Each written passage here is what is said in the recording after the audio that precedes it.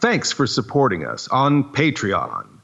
Tonight's executive producer for the Sleepless Knights podcast is Anita Rivnik. All systems go.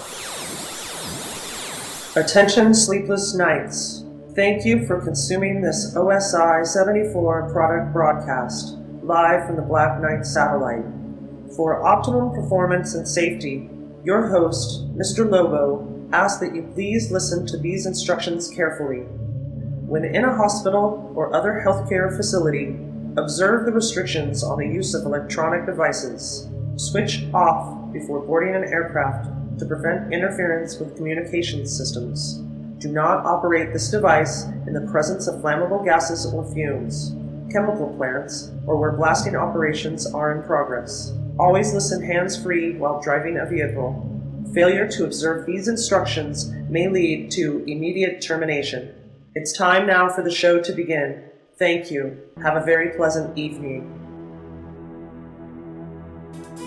Just when you thought it was safe to listen to another podcast, this is the Sleepless Knights of Insomnia. Parental discretion is advised.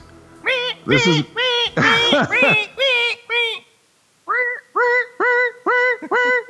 Keep telling yourself. It's only a podcast. It's only a podcast.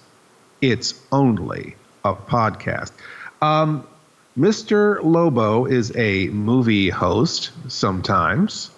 Paul Sanders. Now, Paul, you wanted to make movie trailers, right? You wanted to cut movie trailers. Yeah, if I could not find my way into making movies, which some may say I may never have anyway, that was kind of one of the things that I wanted to do was be a trailer cutter.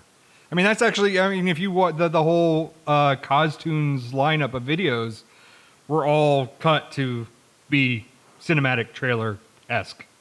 They all feel like that. They feel like a cinematic trailer. In fact, I think the first thing that we worked on together, which was the, Bride of the Son of the Cosplay from Hell. Well, yeah. Came from Hell, something like that. Yeah. That whole thing, that was the whole premise of it, is that it was like a horror movie trailer. Correct. And I've always loved trailers. Like, even as a kid, like, I think about, like, how much I loved commercials and trailers as a kid.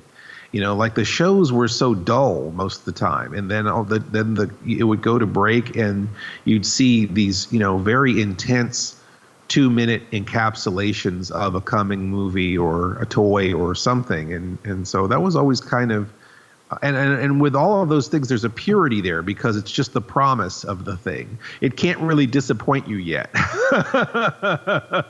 It's just the promise of what's to come. And your imagination gets to make it sometimes better than the actual thing. Sometimes the movie you've got going on in your mind is so much better than the real movie once you see it.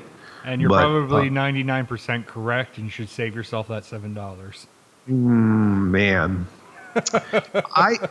Yes, man, the prices of movies have gone up so much, which is really weird because, like, I feel like it's a weird cost averaging, right? Because on the one hand, it's like you go and see a movie, you know, you pay $25 to see Scoob. Right? At home. Or there was a place in California, in Sacramento, at the drive-in, they were charging $100 a carload. Is that ridiculous for a movie?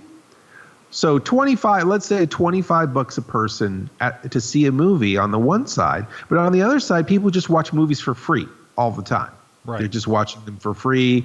Either they've got some sort of service where they pay some nominal amount and watch a whole movie. You know, they could watch 100 movies that month, you know, for that $7 or whatever they're paying. So there's virtually almost nothing per movie, right? Or they can just download movies, or they can, you know, they're just on YouTube and they're just watching them.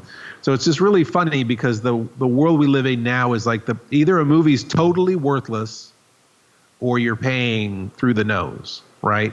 Right. There's almost nothing in between. But I used to be that movie trailers were that thing that really made you decide whether you wanted to see a movie, whether it was worth the money. You'd make your list of movies that you were interested in seeing. Did you ever save listings from the newspaper of movies that you wanted to see? No, but I remember there used to be a show on television called Trailer Park, and I loved the hell out of that show. That was a great show. All it was just trailers of movies, upcoming movies, and that was your way of finding out what was coming out. Was that early Sci-Fi Channel? I feel like that was early Sci-Fi. May have. I think it bounced from channel to channel. As I remember later on when we got HD, the high definition channels, HD Net had Trailer Park at one point in time. So I think it was a show that may have bounced from channel to channel to channel as time went on, as they grew out of it. Oh, I'm sorry. That's all right. Go ahead. I said no. Also, next. You first. No, go ahead. No. No, I insist. No. No. After you. I'm the host. You're the guest. Oh, wait. I'm the host. You're the guest. Oh, wait. Maybe we're both the host and both the guest. Sure. All right. Fine. I don't even remember what we're talking about, so it doesn't make any difference. We were talking about the show called Trailer Park that used to play trailers. Trailer Park. It was on Sci-Fi and then other networks. And I guess the snarky thing I was going to say is also that's not the most clever name in the world for a show about trailers. So, maybe there's more than one show called Trailer Park. Maybe it's like something they can't copyright, so we're just going to do that. Thing. Whatever trailers. Now, do you know what the term trailer means cinematically? It used to trail after the movie. Correct. It would come attached to the reel. So when the film was brought up to the projectionist, the previews for other films were on the same roll of film, the same reel with the movie. So after the whole movie was over, the trailers would be there, and sometimes they would, when you're watching a movie, the movie would end, and in a double feature, the first movie would end, and then you'd see a bunch of trailers, and then you see the second feature. But a lot of times they would clip them. They'd snip the trailers off the end and put them at the start of movies or, wherever you want to kill time when you're showing movies. A good way to do that is to show trailers, also to promote to your audience what is going to be playing at the theater soon. But that was basically how those movies were delivered, is that they were attached to the tail end of a reel of a movie. And I remember early VHS, they used to trail the movies in the VHS tapes before they put them in the beginning, because I remember having to fast forward. Maybe it might have been like at Ghostbusters and stuff, or to go through the credits and actually see what was at the end, on the ends of the tapes. And a lot of times there were previews in a lot of those original VHS tapes. Yeah, and sometimes they did both, where they'd have previews at the start, party in the front, liquor in the back. No, they would have trailers at the start, or not trailers, previews at the start, and trailers at the end. So if you got your VHS tape, they would have some coming attractions there for you at the beginning, and then after the movie was over, there'd be more, and those would be true trailers, because they would be trailing after the movie was over. You could stick around and see, I guess they're assuming that if you're going to watch a whole movie and watch all of the credits, then you're pretty damn hungry for another movie, right? Right. So here's some more movies that you might want to watch in the future. Right? Sure. And I think that's our topic for tonight, right? I mean, we've already been talking about it for this long. We might as well keep going. Oh, that was the topic? Shit, I'm going to have to take this off the schedule. Hold on, give me a second. Bad sequels is now trailers. Okay. As you were. You crossed that. Did you cross it out? You crossed out bad sequels? Yeah, I crossed that out. All right. And I crossed that out, and I moved Wakeless Day for like the 50th time. So we're good to go. All right. That's the thing. We have to fly by the seat of our pants. And you don't have any pants, so that's why it's harder for you. I just got to fly by my seat. uh, you pay for the whole seat, but you'll only use the edge. Trailers are different. They've gone through a lot of paces. Like we talked at the beginning about how much I loved watching movie trailers as a kid, and they always had amazing voiceovers, and they usually would tease the movie. They didn't show you very much. Nowadays, it seems like they just completely give away the whole movie. There's a lot of movies, especially like if there's movies that I know I'm going to see, I'll purposely avoid the trailer knowing that they're going to ruin every damn aspect of it. I mean, was it always the case where I don't know a lot about the production of trailers? I mean, are there these separate houses that that's all they do is make trailers, and then you just hire this outfit to just like take whatever exists of your movie and ruin it in 2 minutes? I feel that that's a more of a modern kind of thing. I don't know if it's always been like that, but I feel like it's something that's been a little bit more modern, with the whole, we've got to poll people how our movie has to go and we have to test screen it and everything else, that I feel like that they take that out of the hands of the editor and the director and give it to a third party. Because wasn't there like a couple years ago, there was like a lawsuit or maybe just somebody making a lot of noise where they cut the trailer and basically ruined the ending of the film in the trailer, and the director was upset that the studio was backing this and they were fine with this and they were okay to go with this? Wow. I mean, that doesn't surprise me, but I can't think of the actual occurrence of that. But that doesn't surprise me, because a lot of times I feel I'll be watching a movie and I'm like, okay, well, all right, well, I haven't seen that scene from the trailer. That better not be the end of the movie. That better not be the last scene of the movie. And then it's the last scene of the movie. And I feel like, wow, everything was building up to this thing that I've already seen.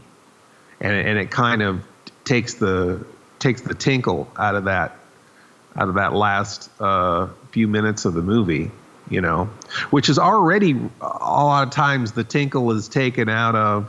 I don't know why I've created this phrase, taking the tinkle out of something.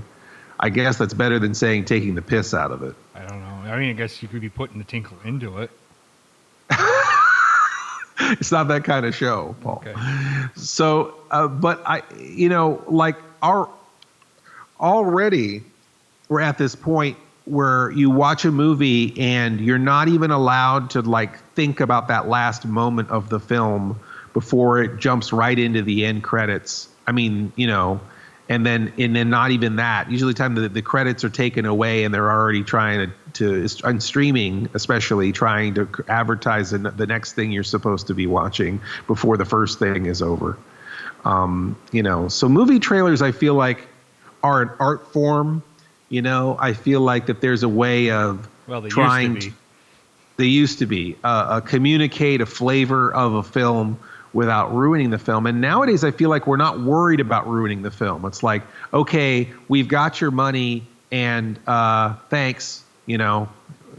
It's like we'll leave you hanging because we don't care. We got your money. Surprise, you already saw it before coming in. Yeah. Good job. So we're going to be talking about the art of promoting a film, the art of movie trailers, the art of leaving you wanting more.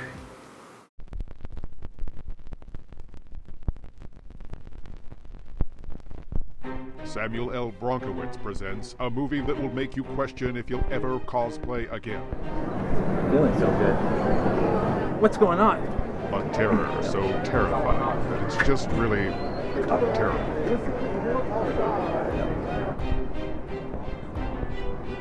Just when you thought it was safe to cosplay.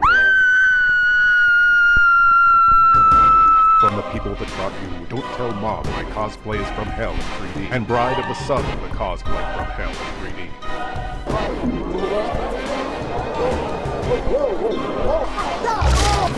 It could happen at a convention near you. Keep telling yourself, it's only...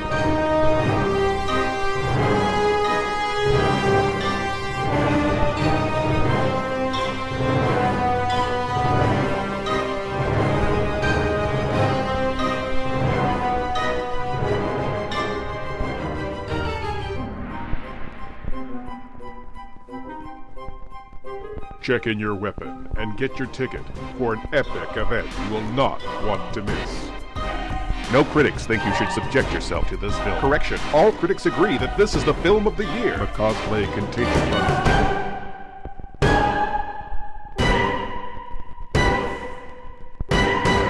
In The Return of the Cosplay That Came From Hell in 3D. Coming now to an eardrum near you. We're talking about movie trailers, and I remember seeing, I think we already talked about this on the podcast, but I think it was the second Ant-Man movie, Ant-Man and the Wasp. Okay. And I don't think they gave away any major plot points, but some of the more exciting, surprising aspects of when they were getting chased and things kept going big to little, and vice versa. Yeah, that first fight scene in the kitchen. Oh yeah, that too. Where is that one of the things you were referencing? Where I they're was throwing the thinking- knives and the salt shakers and stuff, and they're Yeah, I was thinking like the giant Pez dispenser and things like Right. that. Hello Kitty, right? Wasn't it Hello Kitty Pez dispenser? Yes. A warning, spoilers for those who haven't seen that. Yeah, movie yet. sorry. Yeah, you just take that movie right off your list. No, I didn't ruin the movie, but I just kind of went, oh, I wish I hadn't seen that, because I think I would have just knocked my socks off if I didn't know that was coming. Right. Yeah, I agree with you. I mean, do you feel like that movie theaters or movie studios, movie executives kind of feel that audience members will never notice that kind of stuff, that they kind of basically outright spoil the film?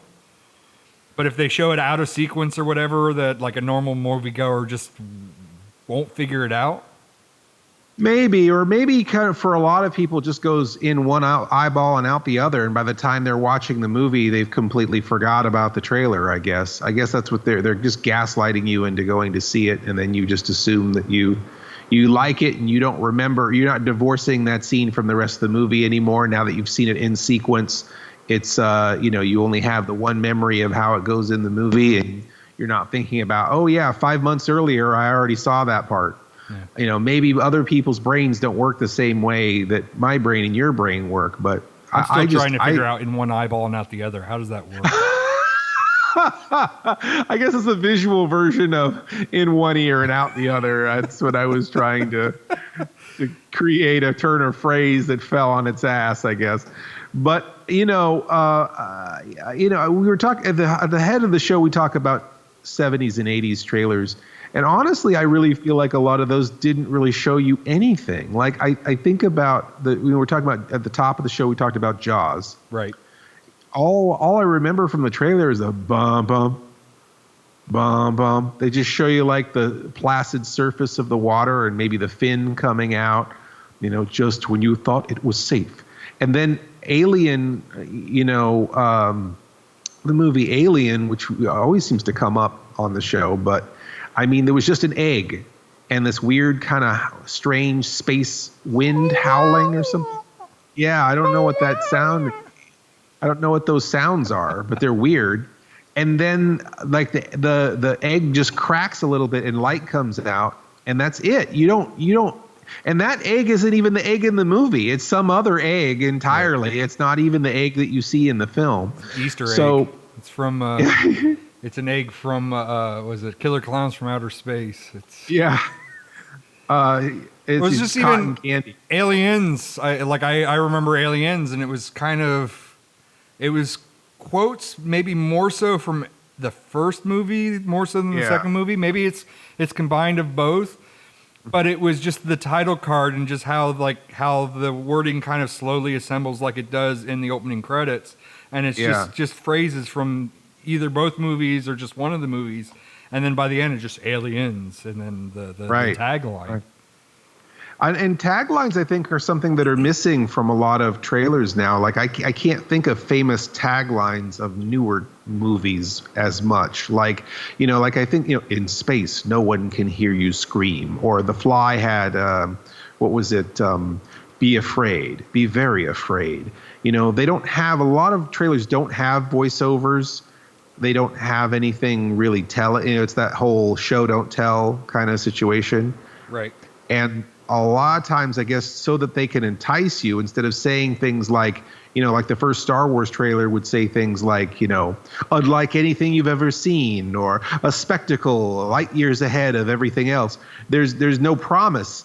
They can't promise you anything, so they just show you things. And I think that's how a lot of these modern trailers get spoiled, is that they're just trying to sell it with all they've got, and the only thing they've got are just visuals from the movie. Going back to the taglines, there was a movie that came out in like 2014 that was actually known by its tagline more so than the title of the movie, because they repeated the tagline so often, and it was on, I believe the movie poster only had the tagline, it didn't have the name of the movie. So everybody assumed that it was the tagline, and then when the movie title came out, they're like, "Oh, what the hell's this?" It was I don't know if you remember the movie Edge of Tomorrow with Tom Cruise. Oh yeah, but right. The tagline was always "Live, Die, Repeat." Never. That's what people coined the name of the movie was "Live, Die, Repeat." There was another movie too where they wore animal masks, like they were like stalking people, and they had like weird culty animal masks on. And I think the movie called You're Next. It might be. I don't know, but I remember like I kept thinking I kept getting the tagline and the movie mixed up. I didn't know if You're Next was the tagline or if You're Next was the actual name of the movie. So, but yeah, I mean, it is interesting how that world is different now. People don't like narrators, which I do. I love narrators, but that's because I guess I am one. I like being a storyteller and a narrator. Well, I mean, if we were I guess technically we are on YouTube, but the YouTube channel Cinema sins you for having narration in your movie, so I guess we'd be sinned. Oh, really? That's a sin. That's a sin to have narration at the beginning of your movie. I would love to see how Clockwork Orange would happen without narration. Would that even be a movie if that didn't have any narration? Clockwork Orange minus narration? Yeah, I think that would be terrible. And, people always give me crap about it, but I prefer Blade Runner with the narration than without. Right. What's always weird is like movies like Batman. And we're used to reading the comics Batman where you're reading his inner monologue. So there's narration of how he's thinking throughout the comics. But every goddamn Batman movie, they take away his inner monologue, and you have to take everything at face value. And I believe that a lot of those movies lose something by removing that inner narration. I think so too, because I think in a lot of movies, the inner monologue of a character kind of tells you who the movie's about. That it's like, okay, this is this is what we're watching is through this character's perspective, and I think nowadays they kind of are trying to hedge their bets where you're not even sure who the main character of the movie is. You're just, you're picking the character you most identify with, and you're deciding that that's the main character. Right. So movies that get spoiled by the trailer. You have some, list of movies that have been spoiled by the trailer. Yeah, I had pulled some stuff up because I couldn't really think of anything last minute. So being uncreative as I am right now, I pulled up a list, which is annoying because it's Screen Rant first of all, and it was like top 21 crazy movie twists, and then there's 25 of them, and then I'm going through it, and it's like, oh yeah, that's because 3 of those are not that actually the trailer didn't spoil it. So, like, the number 1 thing on the list is not spoiled. So, what? Yeah, why have that in the list? Why that just makes it more confusing. And you mixed it all in, like, everything's all intermixed, so it was kind of a pain in the ass to pull apart. But what is kind of funny, by telling you that something isn't spoiled, they're now the ones who are spoiling it. Well, so much for seeing it's like, they didn't reveal that Kylo Ren was Han Solo's son. Correct. Yeah, thanks, asshole. Well, now I know. I guess I don't have to see that movie now. Take that one off the list. I'm actually surprised on how often Marvel films are listed on here, because it's kind of one of those things that I feel Marvel like alters their trailers so that things don't get spoiled. Yeah. Especially like Thor Ragnarok. Spoilers, but Thor loses an eye. Yeah. Further spoils becomes worthless because the next movie he gains an eye. So because Right. they don't want him to wear an eye Yeah. patch, I guess. But they kind of covered up the fact that he loses the eye in the Yeah, trailers. in the trailer they just show him with two eyes, right? Right. And I believe I've read articles before where Marvel will record extra things to kind of hide things. Like during the break, you and I had talked about, like, in Infinity War, the Hulk is amongst all the Avengers running up to fight the bad guys on Wakanda, where in reality, how the story progresses is that the Hulk won't come out of Bruce Banner. He won't appear, so Bruce Banner is actually in the Hulkbuster at the end. It's not the Hulk. Yeah. And It's how they mix that up. and I know I've read other articles too where they show, like, Thanos grabbing Captain America, and the different stones are missing from his gauntlet, so that that didn't get spoiled either, because that appears towards the end of the film. Right. And they removed a lot of the stones so that you don't know.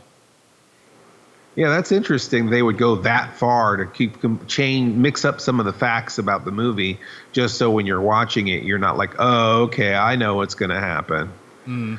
So, one of the things, I guess, that was on the list that you had mentioned is that in the trailer they revealed that the Terminator in Terminator 2 isn't a bad guy anymore. He's a good guy. Correct. In the second Terminator. Right. I mean, is that a selling? Because that really wouldn't be a selling point, right? I would think if you didn't know that, that might be something that make you not want to see the movie, right? No, because when Terminator 2 came out, I was so young that I didn't really see Terminator 1. So personally, on a personal level, that made no impact on me.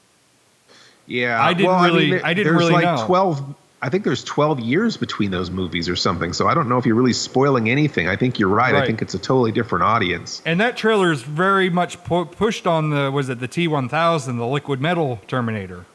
Yeah. Is that T-1000? Yeah, because he's he's T-800. Yeah, and I guess that's the only way to really sell that guy as the bad guy is to reveal that who Arnold Schwarzenegger is the good guy this time. Isn't it kind of one of those things where it's like Arnold Schwarzenegger didn't want to be a villain anymore in any of his films? He was being paid mucho bucks, so he couldn't play the villain anymore. I think that's it. Yeah, he's always got to be the heroic lead no matter what. And so he just, I don't know what kind of actor that is. I guess, there are two kinds of actors. There's a character actor and a character man.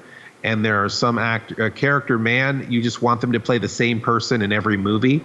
So whereas a character actor, they're always different. They hide in their character, whatever it is.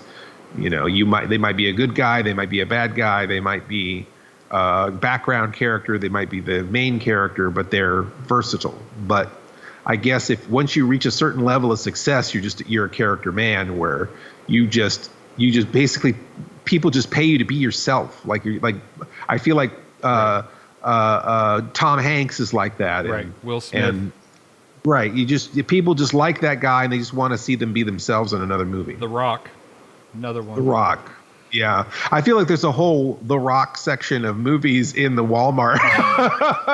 It's just The Rock. Or it's just The Rock. I'm like, it's like in half of these movies, it's like, did these have theatrical releases? Is there just a factory just putting out movies with The Rock in them? Are they just putting The Rock's face on a bunch of random movies? The Rock doesn't exist. He's all CG. He's been CG human for years. Yeah, exactly. There's just Pixar just animates The Rock in different movies. It's kind of weird that, you mentioned Terminator, and actually Terminator makes the list 3 times. And the third time, the last one I remember the most, but I'll talk about the middle one, whereas that they ruined Terminator Salvation by revealing, again, spoilers if you haven't seen Terminator Salvation, but they ruined that Marcus is a Terminator. Oh. In that film. Yeah, right. In the trailer. Yeah. Wow. That feels like that's a big plot point to give away. But then they doubled down with Terminator Genisys. Genisys? I think it's just Genesis. It's just spelled weird with a Y. Isn't it like Fantastic Four? It's Fantastic. The Fan Four Stick. It's Fan Four Stick and Terminator Genesis. Genesis. But yeah, I remember them ruining the trailer. Like, I remember seeing the trailer in the theaters and ruining that John Connor is a Terminator. Sorry, spoilers, but that movie was shit anyway, so. I didn't see it, but that sounds terrible. I mean, how could for that character to be a Terminator, that betrays everything. Like, that makes that whole story worthless. Yeah, they were trying to reboot, but yeah. Trying to subvert our expectations. I always hate that when, like, they have a movie and it's like, oh, well, we subverted your expectations. It's like, yeah, but the whole idea is that it has to be a surprise that people like. It's not just like, it can't just be something they don't expect. It's like, oh, we killed all the main characters, we subverted your expectations. It's like, yeah, but I didn't want to see that. That's not what it didn't make me feel like, yeah, that story, it's a great story. It's like, no, I just feel like you took my money and, hit me over the head, Yeah. Anyway. And it sucks because it's like, I knew that from the trailer, and it's like I have no desire to see the movie now because it's like I know that's the bad guy. It's ruined all expectations of the movie. Yeah. If you that's the danger of it's not like oh no you didn't. I gotta see what they did. I don't know why I got all street all of a sudden. I know you sound like Will Smith there. But I maybe that's Will Smith's reaction to Terminator Genesis. Yeah, Will Smith's lines are, oh, hell no, and I got to get me one of these. Oh, hell no. But, I guess there might be part of that, like, they did what? Oh, no, I've got to see this. How dare they? Here's my $25. I'm ready to be mad at you. Right. Yeah. Anyway, and speaking of ripping people off, we're going to take a short break, and we'll be right back.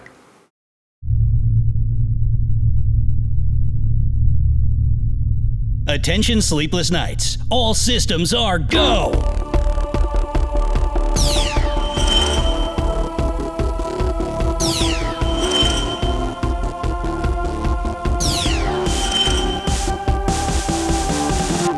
This is your fully functioning broadcast certified narrator with an exciting program change announcement. Your normally scheduled Sleepless Knights pODDcast with your host, Mr. Lobo of Cinema Insomnia, and producer co-host Paul Sanders of Bestow TV is about to be taken over by a space pirate radio drama of intergalactic proportions. I gotta correct you on that. Space Pirates. Featuring Mr. Lobo and characters from the Cinema Insomnia and OSI 74 universes caught in the grip of another ear-splitting podcast hosted by that pantsless producer Paul and his bitchy and sometimes glitchy space pod guidance computer Gal 9000. That's slightly offensive. I'm sophisticated AI. Will Paul finally get rescued from deep space? Figure big. We got him. He's in the Delta Quadrant. Is Miss Mittens really a gorilla now?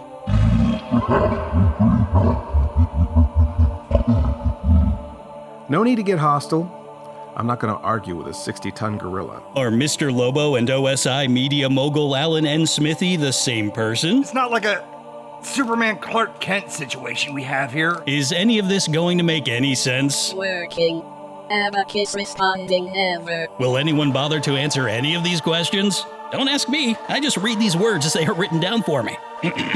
So get ready to blast off into a densely scripted and ham-fisted adventure and find out for yourself. Look out, Sleepless Knights, because for one brain-smashing hour, the Wakeless Days rides again. This is your humble, yet proud narrator signing off. We now return you to your normal, dreary lives. For now. Doesn't get it better than that, right? So come join the fun at patreon.com/Sleepless Knights podcast. Pieces. It's exactly what you think it is. That was one of my. Now you're doing the Terminator. I'm doing Pieces. Well, that was a fun little crossover trailer. Technically, Terminator 2, there were pieces. I mean, when they froze them and broke them. So. Yeah, there are pieces. The horror movie trailer, I think, is really funny for the movie Pieces because, obviously it's like kind of playing off of people's expectations of, you're just seeing a movie to see victims cut up by a psychopath. And so in the trailer, they're like, pieces. it's exactly what you think it is, which I think is a really funny thing to say in a trailer, just because so much of what you're paying for is to be surprised. And the fact that you're running to go see a movie because you do know what kind of movie it is, and you know exactly what's going to happen. It is interesting. We were talking a little bit about this in the break, like how you wanted to see the Scoob. You didn't want to see the Scoob movie based on the first trailer. I didn't want to see the Scoob movie based on the first trailer because they kind of presented it like here's the reboot, and here's how Scoob and Shaggy become friends, and here's how they meet the rest of the gang, and it's just like, we're doing this again. Another origin. Every time you got to do this, you got to retell the origin. Like every movie, you got to kill Bruce Wayne's parents. Like seriously, like we know this by now. Here's the alley near the theater. Oh no, there go the pearls. Yeah, it's gonna set that single rose down. Yeah, every time. But then when the second trailer came out, that's what caught my attention and was like, oh, I actually kind of want to see it because I'm not really interested in seeing the origin of Scooby-Doo. I'm interested in seeing the origin of Dynamite and Blue Falcon. And when they popped on the screen, it's like, oh, well, now I'm interested. Now I'm kind of, I'll pay that $25 for that fucking streaming service. Wow, $25. God bless you. So you're keeping this industry robust by paying that $25. I might have been the only one. I don't think so. It probably did well in streaming, I would imagine. I don't know. I've read mixed reviews because a lot of people, because the movie's named Scoob, but it's not really superly focused on Scoob. Spoilers if you haven't seen it. So therefore, people were kind of upset because they were spending time with the other thing.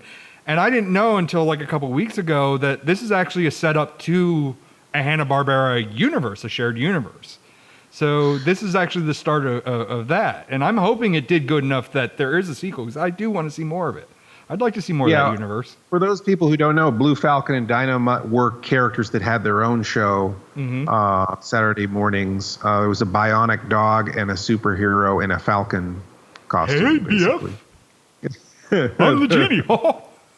That's terrible. He just talked like Bullwinkle.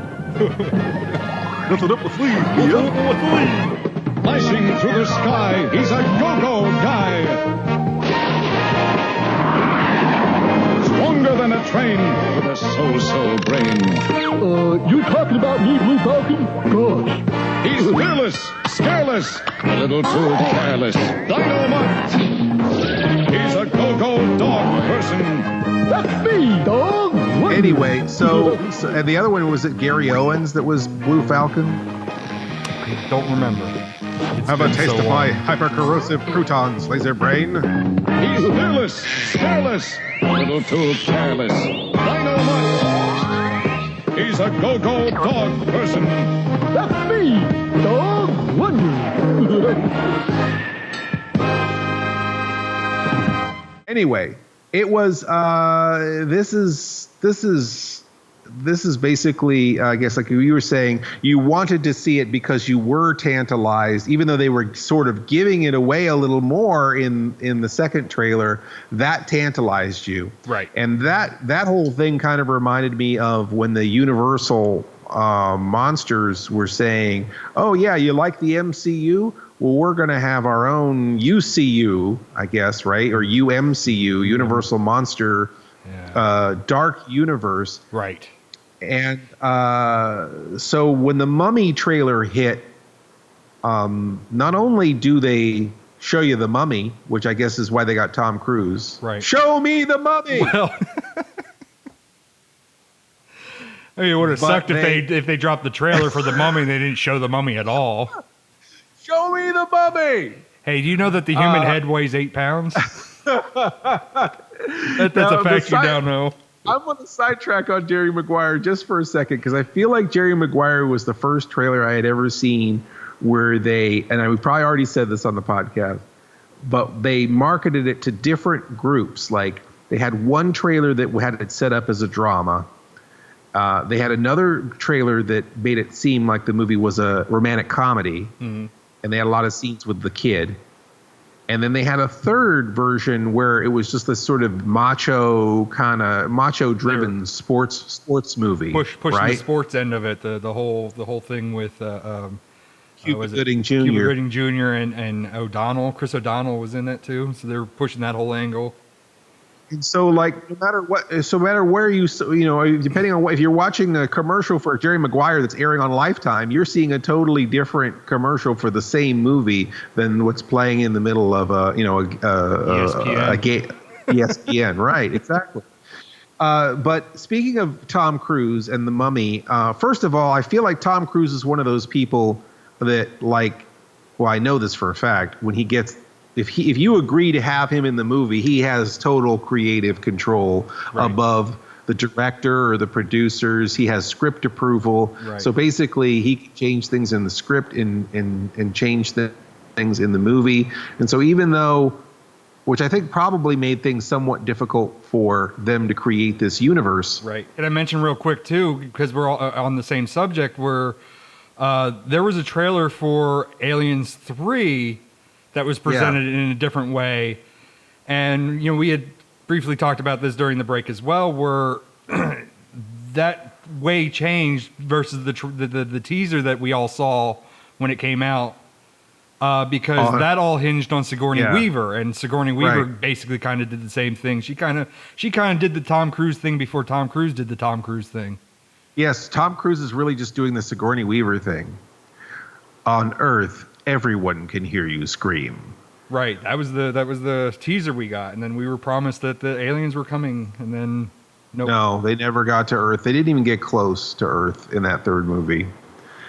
And I guess again what you were saying, where I think they wanted to take it more in the direction of Aliens Earth War and have the colonial Marines, whereas I felt Sigourney Weaver wanted it to be more about the Ripley character and less about the other characters. Right, and then it just kind of was snowballed from there, where Alien 4 was all about her and so on and so forth. Yeah, and I think she even handpicked the director, and she would only play in Aliens 4 because she wanted a lesbian kiss scene. Was one of the negotiating points, and I believe she does that with Winona Ryder in the Mummy movie. Which I thought this was the shark jumping moment of the Mummy movie. Beside the fact that it's the Mummy Impossible, right? It's just Tom Cruise. It's just Mission Impossible. Right. Tom Cruise just plays Tom Cruise. He's basically the same role in every movie. Character man. He's the same role in every film. And maybe they thought Tom Cruise was going to be the through line for all of the monster movies. I don't know if we'll ever know this, Maybe that was the thing that they were thinking, is that he would be the connective tissue between all of these movies. I kind of feel that Russell Crowe. I feel that they were putting their bets on Russell Crowe, and that Dr. Jekyll was going to be the connective tissue between all the movies. That could be wrong, or it could be both. Or both. But the thing is, there wasn't enough Mummy in the Mummy movie, and not only was there not enough Mummy, but halfway through the movie, Dr. Jekyll shows up and, "Hi, I'm Dr. Jekyll. Welcome to Monster Base." And then they show you like the claw, the creature from the Black Lagoon, and vampire fangs, and all kinds of things. The book from the Brandon Fraser Mummy, so that we could tie that universe to. So and then he, and then again, spoilers. He starts turning into Mr. Hyde. And has to take his medicine so that he can stop turning into Mr. Hyde. So halfway it's not even so much that he has to take his medicine. We're introduced to the character.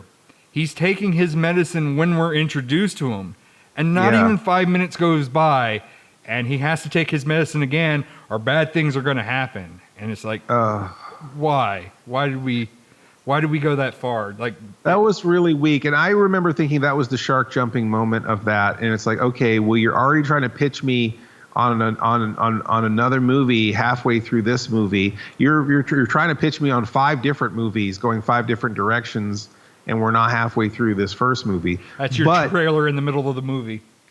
Yeah, that was the trailer in the movie for some other movies that will probably never be made. But I guess the Dr. Jekyll thing was revealed in the actual trailer for The Mummy, that the Dr. Jekyll character was in the trailer initially. He's providing the narration, and you get a cutaway. You see Russell Crowe in the flesh. I don't know if he's referred to by name, but he is carrying a good chunk of that trailer. So I feel like I guess that from a fan standpoint, much like how the Scoob second trailer affected you, perhaps maybe fans of this idea of the Universal monsters having their own cinematic universe, which they did already. Thank you very much. Mm-hmm. The Universal monsters having their own cinematic universe, that people would be excited to see. Oh, okay, this is the character that is going to tie all this together. Oh, damn, Dr. Jekyll, this is okay. They've got their checklist, and then maybe they're getting excited, and maybe that was how that was supposed to work. Is that it is supposed to spoil it a little bit because it's supposed to be so darn enticing that we're eager for these 5 other movies that haven't been made yet. I guess, but I don't know. Like the appeal with the Marvel universe is that they always peppered in those kind of characters and those cameos. Like nothing ever really super hinged on. Ant-Man's appearing in Iron Man, and it's going to be a big deal, and this is a big plot point. It's just one of those things where it should be treated as more like a cameo or kind of a tease or maybe even a wink moment. I mean, we were kind of saying where it's like, he shouldn't even have the the Mr. Hyde personality, that he should be just Dr. Jekyll, and he's running the monster HQ, and he starts experimenting on himself, and 3 movies down the line we get Jekyll. Yeah, that would be more to build up to that. That would be pretty great, especially if you even had him in the first movie and he was just, he is a monsterologist of some sort, and he's very, very interested in this case of the mummy, and that he's been traveling the world trying to understand these anomalies and just kind of try to establish him as that expert, as that character. Right. And instead his of getting the fucked up version of Hyde right from the beginning. Yeah, then just rushing right into it. That would have been really interesting if he's like, okay, what causes this kind of, he becomes so fascinated with fascination with this dark side and with these monsters that he actually turns into one. That would be a very interesting aspect. Especially, but no, they just rush right out of the gate. Hi, I'm Dr. Jekyll. It'd be their version of Hulk. They would be their version of Hulk. Maybe that's why they didn't want to do it. They didn't want to feel that they were too close to the Marvel universe, and they're like, they're just ripping off Marvel. I don't know. I mean, already he is their Hulk already, right? If he's turning into a fucking monster halfway through the movie. So I don't know. I again, genre flipping, right? It's like the first. Now everybody loves the Aliens, and Aliens is a great movie, but Aliens is not in the same genre that the first Alien movie is. No. Like the first Alien movie is a horror movie. Right. The second Alien movie is an action movie. Correct. And the thing what we're having here with these movies with the Dark Universe movies, the way they're advertised and the way that they're shown, is I feel like they're action movies that happen to have a monster in them. They don't really seem to have any sort of they don't seem to. Is anyone getting scared of the mummy in this movie, or is it just an obstacle that Tom Cruise can jump a motorcycle over? No, and I don't really feel like she was much of an obstacle in comparison to, say, like Brandon Fraser's version of the mummy. I thought he was more imposing than she was. I did like that actress, and I think that it could have been a really great mummy, but that whole movie is just about something else, and we'll never know what they were going to do. Jekyll they spoiled it, and what American Werewolf and Yeah, that's right. It did kind of have some aspects of American Werewolf in London with him seeing his friend, and I will just leave it at that. Sorry, spoilers. You don't want to spoil it, so we're going to regroup, and we're going to spoil a few things for ourselves, and then we'll be back with more Sleepless Knights of Insomnia. Trailer edition. You know their names. Ricky, Julie, Bubbles, Lucy, J-Rock, Tyrone, Corn Chopper. Mr. Randy. You know their stories. I don't want to be bragging or anything, but I've been in jail a few times. But you've never seen them like this. This is the big time, boys. Bigger. Badder. Yeah, because you said the slap dance. When are you expecting your baby, Randy? Go time. Way more awesomer. This place makes me frisky. Trailer Park Boys, the movie. Starts October 6th. See, hear, feel. Brought to you through the miracle of Trailer-Rama. It creeps, it crawls, it eats you alive. They're back from the grave and they're ready to party. Yes, movie trailers. And yes, remember though, the Friday the 13th trailer was great because it had the body count, like 1, 2, 3, 4, 5, 6. And they would just go. I only ever remember whenever I think of Friday the 13th, I only ever remember the thing where they're shooting the arrow and it's coming towards the camera because it's from Friday the 13th Part 3. Oh, yeah. And there's that 3D. whole, every third movie had to be in 3D. Yes. Well, and every movie made in 1983 had to be in 3D also. So that those two things combined a lot, where we had the Amityville 3D and the Jaws 3D and the Sharkening 3D. The Sharkening 3D. And, yes. Amityville House of Pancakes. Friday, Nightmare on Elm Street managed to hold out till like the end though, till it was 3D. Yeah, they messed themselves up, but they I feel like Dream Warriors feels like a 5th movie. I don't know how that ended up being. They made their 5th movie 3rd, so they really screwed up their whole 3D plans with that. It is interesting when you have a movie with one character versus another character, and this is another thing we were talking about with the Universal monsters, where if you've got Frankenstein versus the Wolfman, and that's what your trailer's about. You're already giving away 3/4 of what the plot is of the movie just by saying it's Frankenstein meets the Wolfman. So when Dracula shows up in the 3rd act, it's a real big surprise, or whatever the 3rd monster is. And that's kind of, I feel like with these versus movies, is that's that kind Abbott of and Costello? That's what's going to happen in this King Kong versus Godzilla movie that's going to come out. It's going to be Abbott and Costello show up in the 3rd act. They're just going to animate their corpses and make them kaiju? Is that what you're saying? Hey, Abbott. Hey, Abbott. Hey, Abbott. Who's on first? Kong. Kong's on first? Of course, you idiot. I don't remember our routine going like this. It's kind of dumb.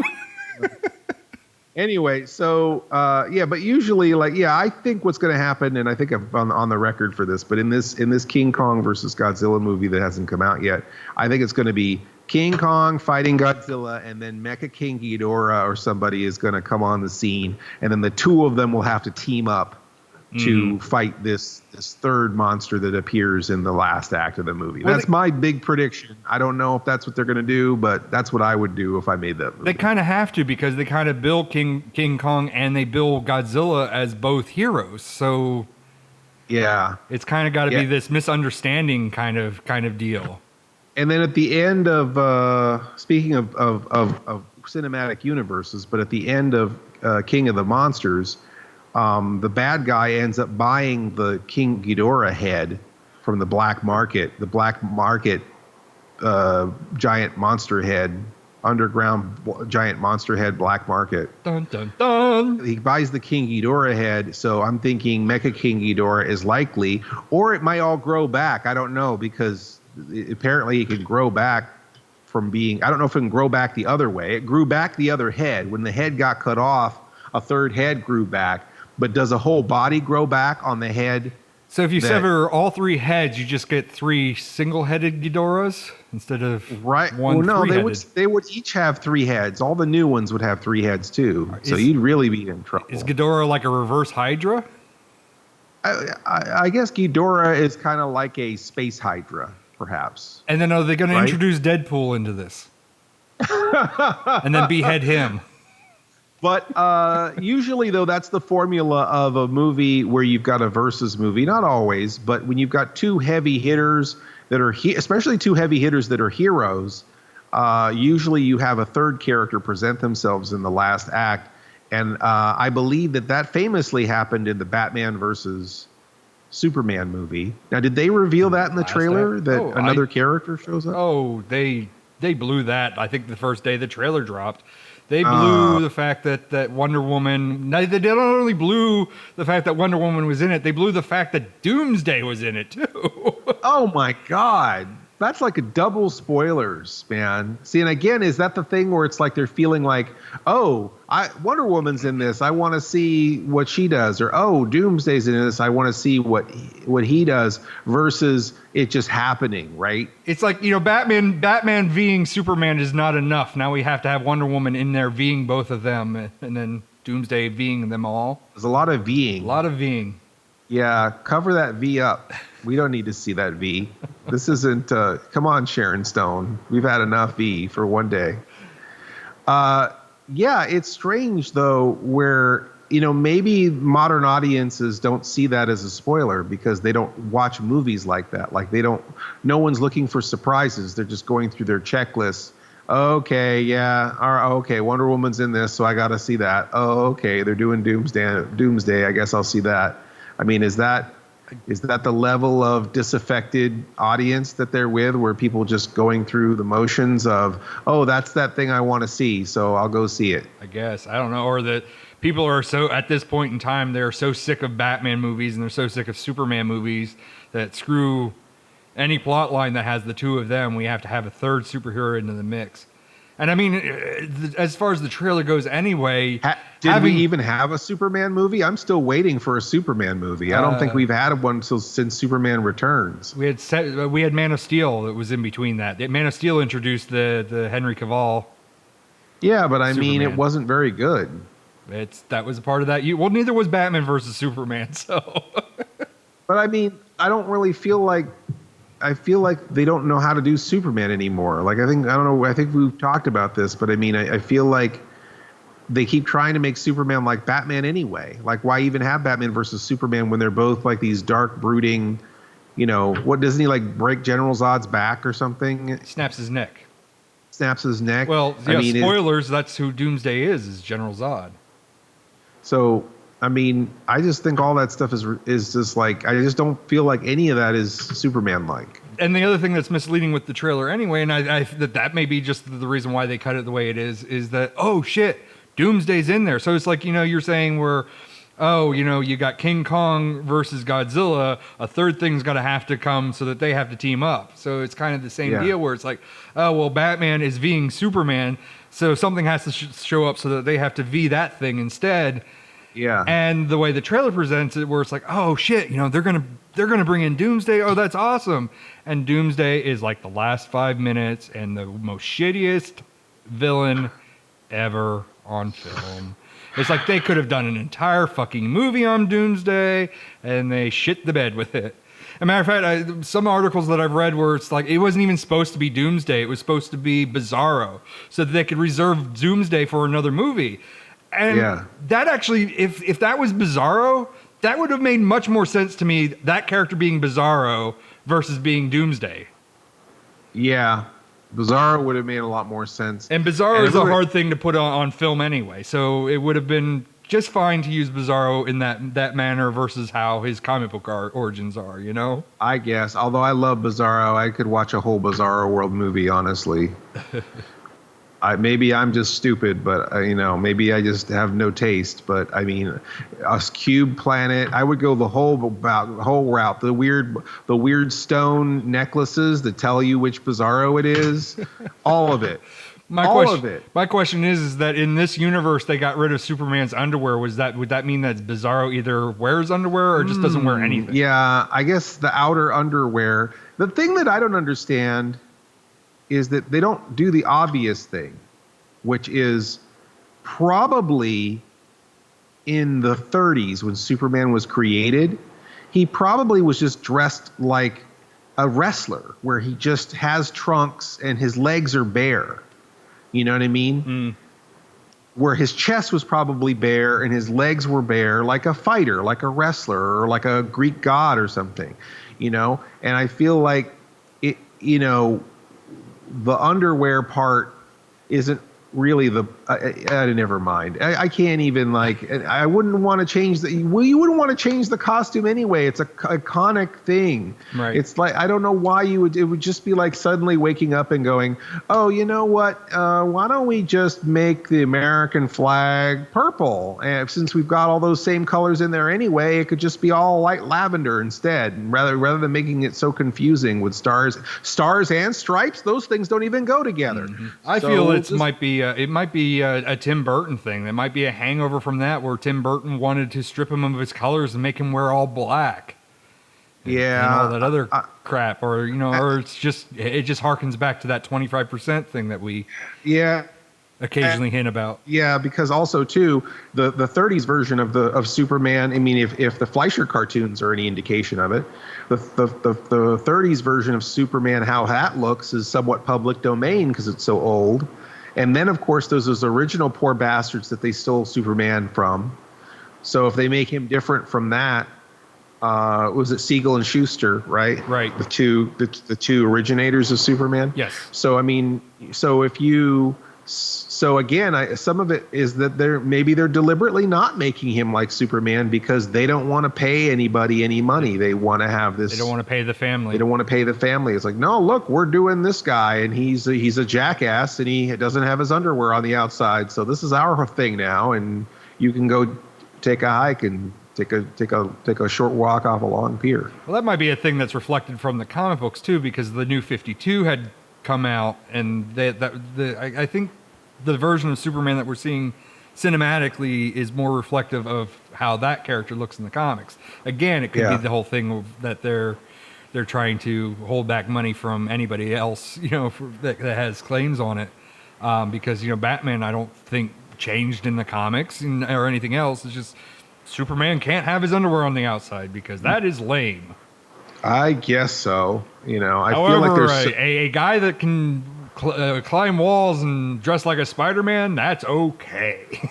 Yeah. Well, a person that can run fast, that's fine. But he can't have his underwear on the outside. Yeah.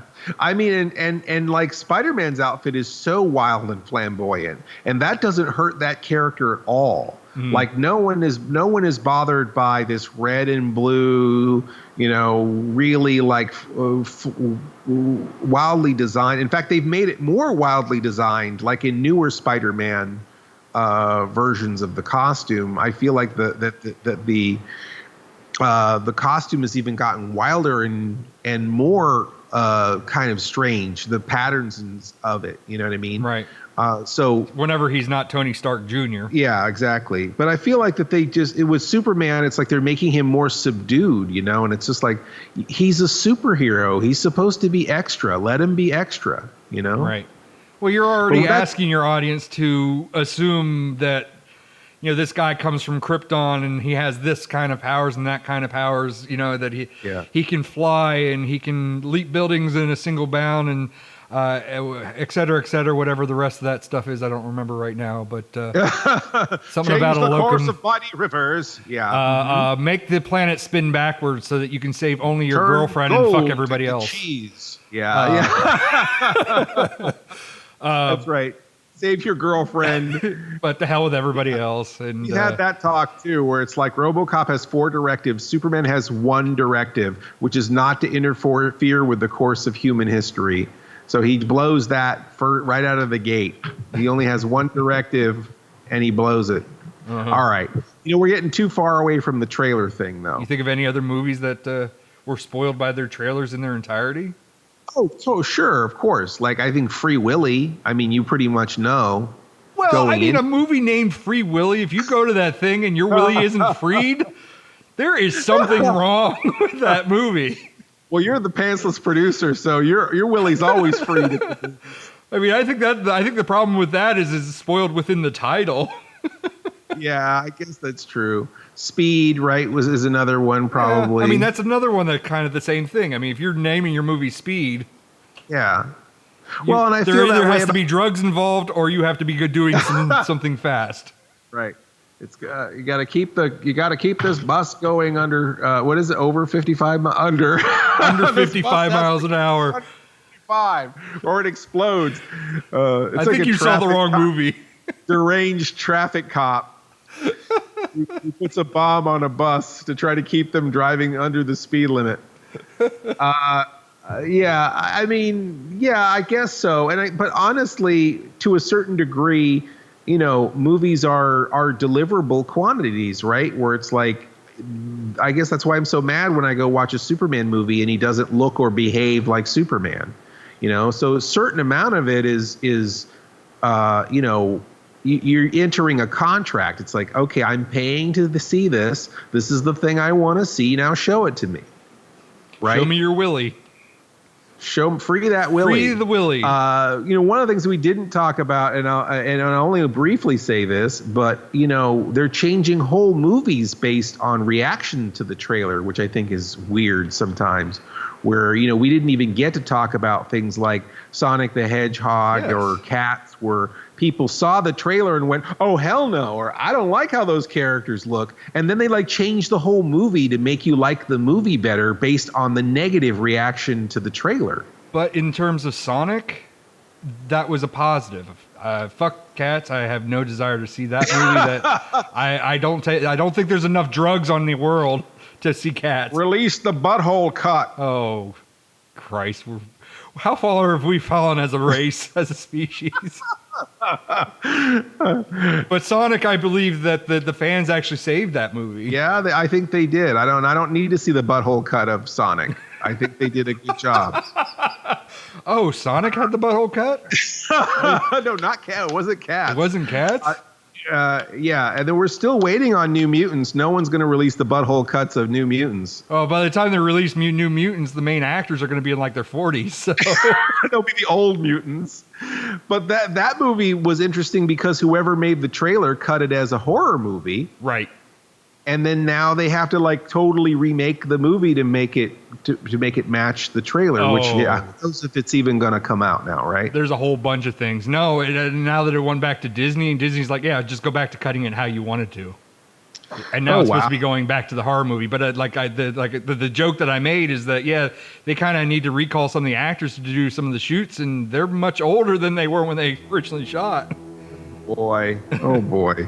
It's a brave new world coming soon to a theater near you. More bitching from Paul and Mr. Lobo. The butthole cut of Sleepless Knights. Really? Yeah, thank you for listening to the butthole cut. You have been listening to the Sleepless Knights podcast, or should we say, pODDcast. pODDcast. Emphasis on the odd. Our theme is by Mars Homeworld at Deadhouse Music. Our opening announcement is by Ophelia Necro. She does a radio show called Suicide Watch. And you could reach Mr. Lobo at cinemainsomnia.com, or find me on YouTube, YouTube/Mr. Lobo. MISTERLOBO. Mr. Lobo on Facebook, Facebook/MR.LOBO, or on Twitter, at Mr. Lobo, MISTERLOBO. Or you can find myself, Paul Sanders, or better known as Bestow TV, at Bestow.tv, on YouTube /Bestow TV, on Twitter at Bestow Prod, PROD, and on Facebook, Bestow TV. If you want to place an advertisement with this podcast, and gosh, why wouldn't you? We could be talking about you right now. Contact us, Mr. Lobo at cinemainsomnia.com. That's MRLOBO @CINEMAINSOMNIA.com. Or support us on Patreon. Patreon supporters get to hear this podcast before anyone else and a lot of other great stuff, right, Paul? Sure. Doesn't get it better than that, right? So come join the fun at patreon.com/Sleepless Knights Podcast. That's patreon.com/Sleepless Knights Podcast. Please stay up with us next week for another Sleepless Knights podcast. Or should we say, pODDcast. pODDcast. The best thing about being an insomniac is never having to say goodnight. Good night.